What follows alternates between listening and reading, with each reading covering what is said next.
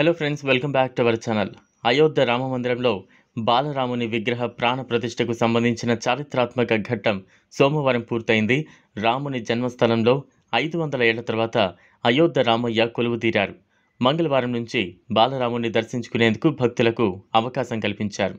అద్భుతమైన రూపం, చిరు దరహాసంతో దర్శనమిచ్చిన అయోధ్య రాముణ్ణి చూసేందుకు భక్తులు భారీగా అయోధ్యకు తరలి వెళ్తున్నారు. ఇక అయోధ్య రామ మందిరం గర్భగుడిలో కొలువైన బాలరాముడు లేదా రామ్లల్లా ఫోటోలతో సోషల్ మీడియా మారుమ్రోగుతోంది. ఈ క్రమంలోనే ఒక కొత్త వీడియో ప్రస్తుతం ఇంటర్నెట్లో వైరల్గా మారింది.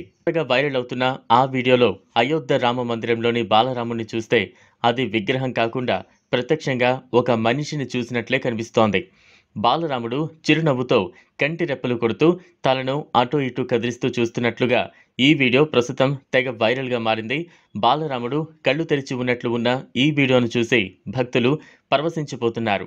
అయితే ఆర్టిఫిషియల్ ఇంటెలిజెన్స్ టెక్నాలజీ ఉపయోగించి అయోధ్య గర్భగుడిలో దర్శనమిచ్చిన బాలరాముడి విగ్రహానికి సంబంధించిన ఫోటోలు, వీడియోలను ఎడిటింగ్ చేసి ఈ వీడియోను తయారు చేసినట్టు తెలుస్తోంది. ఇది నిజమైన వీడియో కానప్పటికీ రామభక్తులకు మాత్రం చాలా సంతోషాన్ని కలిగిస్తోంది.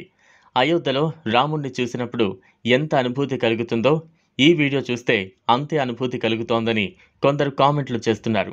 చూసారు కదా, ఇది ఇవాల్టి వీడియో. ఈ వీడియో కనుక మీకు నచ్చినట్లయితే లైక్ చేయండి, షేర్ చేయండి, ఛానల్ను సబ్స్క్రైబ్ చేసుకోండి. Thanks for watching.